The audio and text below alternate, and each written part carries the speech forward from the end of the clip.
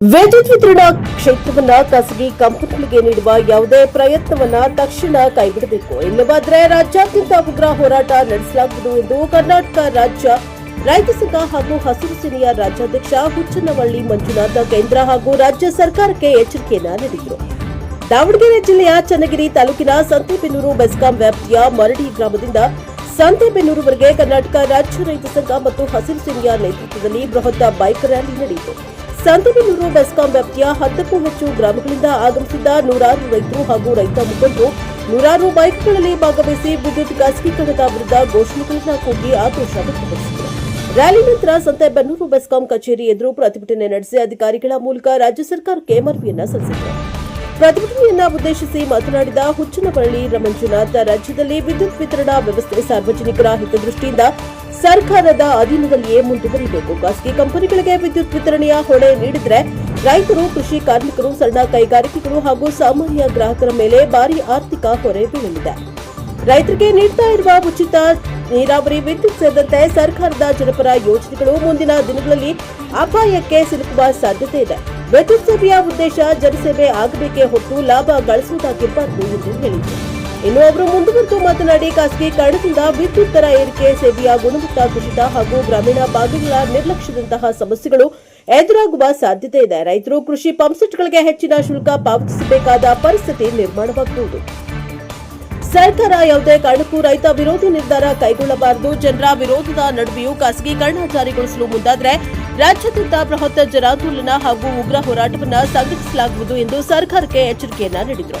ಬಳಿಕ ಬೆಸ್ಕಾಂ ಅಧಿಕಾರಿಗಳಿಗೆ ಸಲ್ಲಿಸಿದ ಮನವಿಯಲ್ಲಿ ರಾಜ್ಯದಲ್ಲಿ ವಿದ್ಯುತ್ ವಿತರಣೆಗೆ ಖಾಸಗಿ ಕಂಪನಿಗಳಿಗೆ ಪರವಾನಗಿ ನೀಡುವ ಪ್ರಕ್ರಿಯೆಯನ್ನು ತಕ್ಷಣ ಸ್ಥಗಿತಗೊಳಿಸಬೇಕು. ರಾಜ್ಯದ ವಿದ್ಯುತ್ ವಿತರಣಾ ಸಂಸ್ಥೆಗಳು ಸರ್ಕಾರದ ಅಧೀನದಲ್ಲಿಯೇ ಮುಂದುವರಿಯುವಂತೆ ಕಾನೂನುಬದ್ಧ ಕ್ರಮ ಕೈಗೊಳ್ಳಬೇಕು ಹಾಗೂ ರೈತರು ಮತ್ತು ಸಾರ್ವಜನಿಕರ ಹಿತಾಸಕ್ತಿಯನ್ನ ಕಾಪಾಡಬೇಕು ಎಂದು ಒತ್ತಾಯಿಸಲಾಯಿತು. ಪ್ರತಿಭಟನೆಯಲ್ಲಿ ತಾಲೂಕು ಅಧ್ಯಕ್ಷ ರವಿಕುಮಾರ್, ಸಂತೆಬೆನ್ನೂರು ಹೋಬಳಿ ಅಧ್ಯಕ್ಷ ಹಿರೇಗೋಗನೂರು ಕುಮಾರ್, ಗಂಡುಗಲಿ ಕುಮಾರ್, ಸತೀಶ್, ಶೇಖರಪ್ಪ, ಉಮೇಶ್, ಸಂಜು ರೆಡ್ಡಿ, ಹರೀಶ್ ಪ್ರಭು ಸೇರಿದಂತೆ ವಿವಿಧ ಗ್ರಾಮಗಳ ರೈತ ಮುಖಂಡರು ಹಾಗೂ ಸಂತೆಬೆನ್ನೂರು ಬೆಸ್ಕಾಂ ವ್ಯಾಪ್ತಿಯ 10ಕ್ಕೂ ಹೆಚ್ಚು ಗ್ರಾಮಗಳ ನೂರಾರು ರೈತರು ಭಾಗವಹಿಸಿದ್ದರು. ಪ್ರತಿಭಟನೆಯ ಹಿನ್ನೆಲೆಯಲ್ಲಿ ಸಂತೆಬೆನ್ನೂರು ಪಟ್ಟಣದಲ್ಲಿ ಕೆಲಕಾಲ ಪ್ರತಿಭಟನಾ ವಾತಾವರಣ ನಿರ್ಮಾಣವಾಗಿದ್ದು ಪೊಲೀಸ್ ಬಂದೋಬಸ್ತ್ ವ್ಯವಸ್ಥೆ ಮಾಡಲಾಗಿತ್ತು.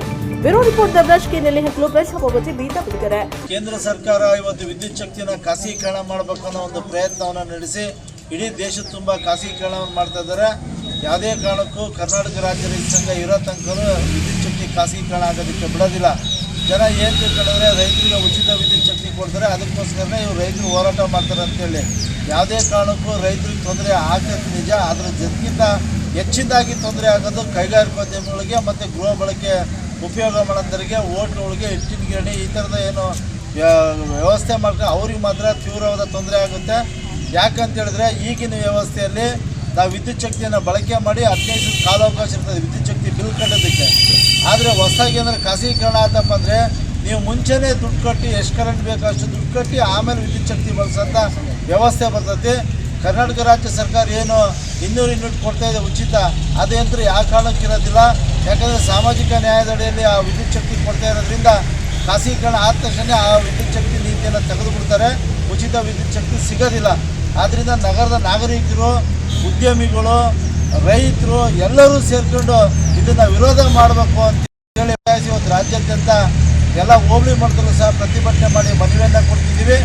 ನಗರದ ನಾಗರಿಕರೇ ದಯವಿಟ್ಟು ಎಚ್ಚೆತ್ತುಕೊಳ್ಳಿ. ಮೊದಲು ಬರೋದೇ ಅವರು ದಾವಣಗೆರೆ, ಚಿತ್ರದುರ್ಗ, ಚಳ್ಳಕೆರೆ, ಮೊಳಕಾಲ್ಮೂರು ಈ ಥರ ಸಿಟಿಗೆ ಬರ್ತಾರೆ ಹೊರತು ಹಳ್ಳಿಗಳಿಗೆ ಬರೋಲ್ಲ. ನೀವು ಸಿಟಿಯರಿಗಾಗಲೇ ಹೊಸ ಮನೆ ಕಟ್ಟಬೇಕಂತ ಹೇಳಿದ್ರೆ ಪ್ರೀಪೇಡ್ ಮೀಟ್ರ್ಗಳು ಆಕ್ಷನ್ನೇ ಕಟ್ಟಬೇಕು. ನಿಮ್ಮ ಹತ್ರ ದುಡ್ಡಿಲ್ಲ, ರಾತ್ರಿ 12 ಗಂಟೆ ಕಟ್ಟಾದ್ರೂ ಕತ್ತಲದಾಗಿರೋಂಥ ಪರಿಸ್ಥಿತಿ ಬರ್ತೈತಿ. ಕರೆಂಟು ಮೂಲ ಸೌಲಭ್ಯಗಳು, ನೀರು, ಬೆಳಕು, ರಸ್ತೆ, ಚರಂಡಿ, ಮನೆ, ಇದು ಮೂಲಭೂತ ಸೌಲಭ್ಯಗಳ ಅಡಿಯಲ್ಲಿ ಎಲ್ಲ ಸರ್ಕಾರ ಉಚಿತವಾಗಿ ಕೊಡ್ತಾಯಿತ್ತು. ಈ ಖಾಸಗೀಕರಣ ಕೇಂದ್ರ ಸರ್ಕಾರ ಮಾಡಿದ ಮೇಲೆ ಇನ್ನು ಮುಂದೆ ಯಾವ ಕಾರಣಕ್ಕೂ ಉಚಿತ ವಿದ್ಯುತ್ ಶಕ್ತಿ ಯಾರಿಗೂ ಸಿಗಲ್ಲ. ಮೀಟ್ರ್ ಹಾಕ್ತಾರೆ.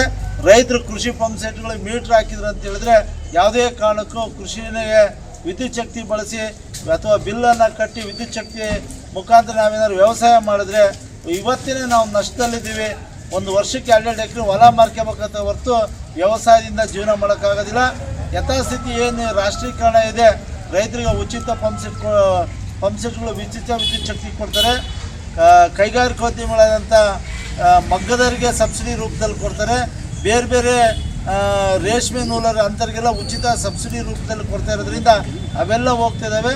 ಆದ್ದರಿಂದ ಎಲ್ಲರೂ ಸೇರಿ ಒಗ್ಗಟ್ಟಾಗಿ ಈ ಕಾಯ್ದೆನ ವಿರೋಧಿಸಬೇಕು ಅಂತೇಳಿ ಒತ್ತಾಯಿಸ್ತಾ ಇದ್ದೀವಿ.